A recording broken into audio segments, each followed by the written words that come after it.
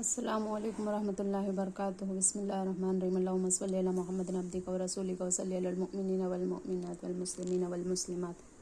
درود پاک پڑھنے کا درندے بھی احترام کرتے ہیں درود پاک پڑھنے والے کا درندے بھی احترام کرتے ہیں۔ حضرت عارف بن عباد رحمۃ اللہ تعالیٰ علیہ فرماتے ہیں کہ حضرت ابو الحسن شاذلی رضی اللہ تعالیٰ عنہ نے فرمایا کہ میں سفر میں تھا۔ ایک رات ایسی جگہ جہاں خوفناک درندے بکثرت تھے، درندے میرے در پہ آزار تھے۔ میں ایک اونچے ٹیلے پر بیٹھ گیا اور کہا، خدا کی قسم میں رسول اللہ صلی اللہ علیہ وسلم پر درود شریف پڑھوں گا، کیونکہ آپ صلی اللہ علیہ وسلم کا فرمان عالی شان ہے، جو شخص مجھ پر ایک بار درود شریف بھیجتا ہے، اللہ عز و جل اس پر 10 بار درود یعنی رحمت بھیجتا ہے۔ جب اللہ عز و جل نے مجھ پر رحمت بھیجیں گا تو رات اللہ عز و جل کی رحمت میں گزاروں گا۔ فرمایا کہ میں نے ایسا ہی کیا تو میں رات کو کسی سے نہ ڈرا۔ 10 غلام آزاد کرنے کا ثواب۔ حضرت محمد بن عبداللہ برہ بن عازب کے غلام سے روایت کرتے ہیں کہ وہ برہ رضی اللہ تعالیٰ عنہ سے کہ رسول اللہ صلی اللہ علیہ وسلم نے ارشاد فرمایا، جو شخص مجھ پر درود پڑھتا ہے اس کے نامہ اعمال میں 10 نیکیاں لکھی جاتی ہیں، اس کی بدولت اس کے 10 گناہ معاف ہوتے ہیں اور اس کے 10 درجات بلند ہوتے ہیں، اور 10 نیکیاں اس کو 10 غلام آزاد کرنے کے برابر ملتی ہیں۔ درود خواہ پر ملائکہ کا درود بھیجنا۔ حضرت عبداللہ بن عامر بن ربیعہ رضی اللہ تعالیٰ عنہ اپنے حوالے سے بیان کرتے ہیں کہ میں نے مدنی سرکار صلی اللہ علیہ وسلم کو خطبہ پڑھنے کی حالت میں یہ فرماتے ہوئے سنا ہے کہ جو شخص مجھ پر درود پڑھتا ہے اور جب تک یہ پڑھتا رہتا ہے، فرشتے اس پر درود یعنی دعائے رحمت بھیجتے رہتے ہیں، اور یہ جاننے کے بعد درود پڑھنے والا چاہے اس میں کمی کرے یا زیادتی۔ مدنی تاجدار صلی اللہ علیہ وسلم دعا فرماتے ہیں۔ حضرت عائشہ صدیقہ رضی اللہ تعالیٰ عنہ سے روایت ہے کہ سرکار مدینہ صلی اللہ علیہ وسلم نے ارشاد فرمایا کہ خدا کا بندہ جب مجھ پر درود بھیجتا ہے تو ایک فرشتے اس کو اللہ تعالیٰ کے دربار میں پیش کرتا ہے۔ اللہ تعالیٰ فرماتے ہیں کہ یہ تحفہ میرے بندے خاص سرکار مدینہ صلی اللہ علیہ وسلم کی قبر انور پر لے جاؤ، تاکہ وہ پڑھنے والوں کے لیے دعائیں مغفرت کرے اور اس کی آنکھیں ٹھنڈی ہو۔ الصلاۃ والسلام علیکہ یا نبی اللہ وعلی آلک واصحابک یا نور اللہ۔ عاشق رسول صلی اللہ علیہ وسلم کی قبر مرجیہ خلائق بن گئی۔ شہر بلخ میں ایک سوداگر رہتا تھا، اس کے 2 بیٹے تھے۔ سوداگر کا انتقال ہو گیا، اس نے ترکہ میں مال و زر کے علاوہ حضور سراپائے نور صلی اللہ علیہ وسلم کے 3 موئے مبارک بھی چھوڑے۔ دونوں بیٹوں میں ترکہ تقسیم ہوا، دنیاوی مال آدھا آدھا بانٹ لیا، مگر موئے مبارک کی تقسیم میں یہ مسئلہ کھڑا ہو گیا کہ اس کو کیسے تقسیم کرے۔ چنانچہ بڑے لڑکے نے یہ تجویز پیش کی کہ دونوں ایک ایک بال رکھ لے اور بقیہ ایک کو قطع کر کے آدھا آدھا بانٹ لیا جائے۔ چونکہ چھوٹا جو کہ نہایت عاشق رسول صلی اللہ علیہ وسلم تھا، یہ تجویز سن کر کانپ گیا اور اس نے کہا، میں ہرگز ایسی بے ادبی کی جرات نہیں کر سکتا۔ میرا دل سرکار مدینہ صلی اللہ علیہ وسلم کے بال مبارک کے 2 حصے کرنے کی اجازت نہیں دیتا۔ یہ سن کر بڑے بھائی نے بگڑ گیا، کہا، اگر تجھے بالوں کی عظمت کا اتنا ہی احساس ہوتا تو یوں کر کے 3 بال تو رکھ لے اور سارا مال و دولت مجھے دے دے۔ چھوٹے بھائی نے اس فیصلے کو قبول کرتے ہوئے 3 مقدس بال لے کر سارا مال بخوشی بڑے بھائی کے حوالے کر دیا۔ اب چھوٹے بھائی نے اپنا یہ معمول بنا لیا کہ 3 مبارک بالوں کو سامنے رکھ کر سرکار مدینہ صلی اللہ علیہ وسلم کی بارگاہ میں بے کس پناہ میں درود پاک کے پھول پیش کیا کرتا۔ اس کی برکت سے اللہ تعالیٰ نے اس کو مختصر سے کاروبار میں اسے ترقی عطا فرمائی اور وہ مالدار ہو گیا۔ دوسری طرف بڑے بھائی کو دنیاوی مال میں خسارے پہ خسارہ آنے لگا، حتیٰ کہ وہ کنگال ہو گیا۔ درِ اثنا چھوٹے بھائی کا انتقال ہو گیا۔ کسی نیک آدمی نے اسے چھوٹے بھائی کو خواب میں اس حال میں دیکھا کہ سرکار مدینہ صلی اللہ علیہ وسلم اسے اپنے پہلو میں بٹھا رکھا ہے اور سرکار صلی اللہ علیہ وسلم فرما رہے، جاؤ لوگوں سے کہہ دو اگر انہیں کوئی حاجت درپیش ہو تو میرے اس عاشق کی قبر کی زیارت کرے، اللہ عز و جل اس کی ضرورتیں پوری کر دیں گا۔ اس نیک آدمی نے اپنا خواب لوگوں پر ظاہر کیا اور سرکار مدینہ صلی اللہ علیہ وسلم کا پیغام سنایا۔ پھر کیا تھا، لوگ نہایت ادب و تکریم کے ساتھ جوک در جوک اس عاشق رسول صلی اللہ علیہ وسلم کے مزار پر انوار کی زیارت کے لیے آنے لگے۔ صاحب مزار کی برکتوں سے لوگوں کے معاملات حل ہونے لگے۔ لوگ اس مزار کا کافی ادب کرتے تھے، یہاں تک کہ اگر کوئی سوار مزار کے پاس سے گزرتا تو ادباً سواری سے نیچے اتر آتا۔ جو عشق نبی صلی اللہ علیہ وسلم کے جلووں کو سینے میں بسایا کرتے ہیں، اللہ کے رحمت کے بادل ان لوگوں پہ سایہ کرتے ہیں۔ الصلاۃ والسلام علیک یا رسول اللہ وعلی آلک و صحابک یا نور اللہ۔ ڈھیروں ثواب۔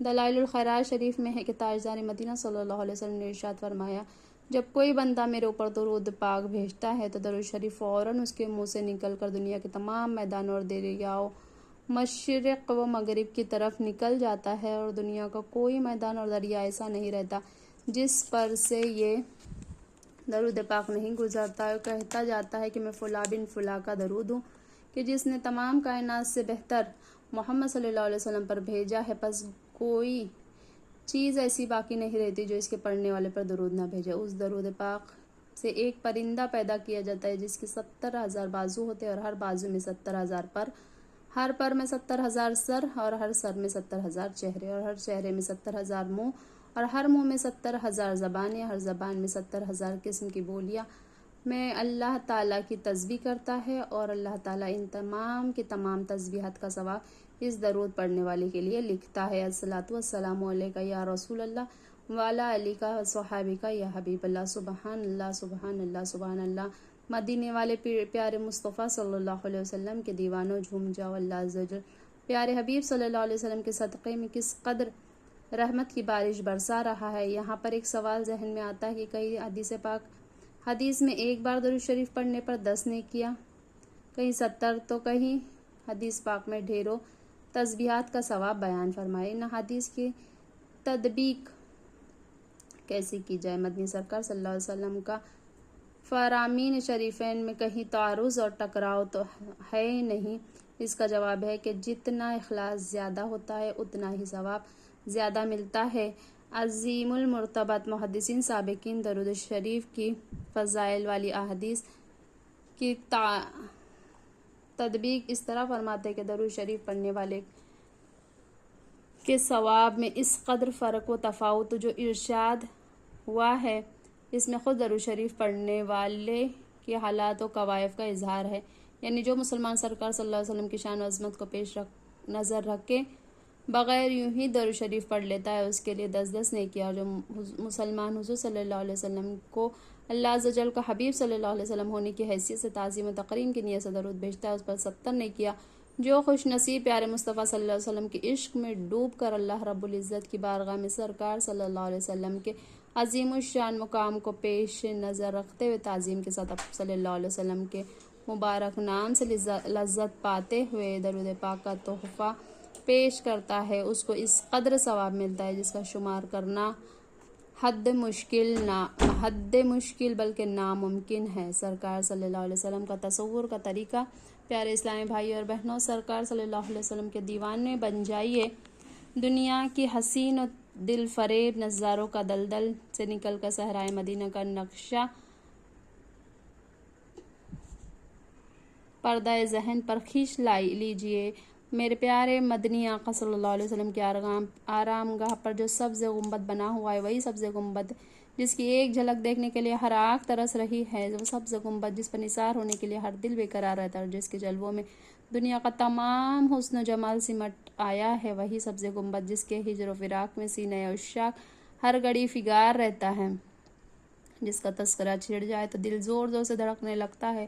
اس پیارے سہانے اور دلکش سبز گنبد کا مقابلہ روئے زمین میں کوئی حسین سے حسین فلک بوس عمارت بھی نہیں کر سکتی۔ اس حسین و دلکش سبز گنبد کا تصور جما لیجیے۔ اب تصور میں مسجد نبی شریف کے پرکیف نورانی و معطر فضاؤں سے گزرتے ہوئے قبلہ کی طرف پیٹ کر کے حسین سنہری جالیوں کے سامنے موجہ شریف کی طرف منہ کر کے 4 ہاتھ تقریباً 2 گز کے فاصلے پر کھڑے ہو جائیے۔ یقیناً ان سنہری جالیوں کے پیچھے ہمارے دلوں کے تاجدار، دونوں جہاں کے مختار، حبیب کردگار، شفیع روز شمار، غم زدوں کے غم گسار، بے کسوں کے مددگار، انبیاء علیہ السلام کے سردار صلی اللہ علیہ وسلم عین حیات ظاہری کے ساتھ جلوہ افروز ہے۔ آپ صلی اللہ علیہ وسلم ظاہر کو ملاحظہ فرما رہے ہیں، پہچان بھی رہے ہیں، بلکہ دلوں پر جو خطرات گزر رہے ہیں ان پر بھی مطلع ہے۔ اب آنکھیں بند کر کے سید المحبوبین صلی اللہ علیہ وسلم کے حسین تخیل میں کھو جائیے، تصور جمانے کی کوشش کیجیے، تصور ہی تصور میں آقا صلی اللہ علیہ وسلم کا جلوہ دیکھ لینے کی تڑپ بڑھا دیجیے، دل کی آنکھوں میں سے ہی دیکھ لیجیے، چہرے روشن گول اور کتنا حسین و دلربا ہے، رنگ اندمی پر اوپر سے سفید و گلابی رنگت، ملاحت اور صباحت کا حسین امتزاج، رخسار پاک گوشت سے بھرے بھرے ریش مبارک، داڑھی مبارک سیاہ گھنی اور گول و نورانی، پیشانی کھلی صاف کشادہ جیسے سفید چاندی کا ایک ٹکڑا، کوئی سلوٹ نہیں، کوئی لکیر نہیں، ابرو سیاہ قامندار اور آپس میں ملے ہوئے، مبارک ابرو کے نیچے درخشندہ اور سرمگی آنکھیں، ان میں سرخ ڈورے کتنے بھلے بھلے معلوم ہو رہے ہیں، ناک مبارک اونچی اور باریک، اللہ عز و جل، دہنے مبارک جیسے گلاب کی پتیاں قربان، لبوں پر مسکراہٹ کھیل رہی ہے، دندان مبارک سفید اور چمکدار سچے موتیوں کی لڑی کی طرح دمک رہے ہیں اور ان سے نور کی کرنیں پھوٹ رہی ہیں، پھر گول سر اقدس پر امامہ شریف کا تاج حسن والا کو دوبالا کر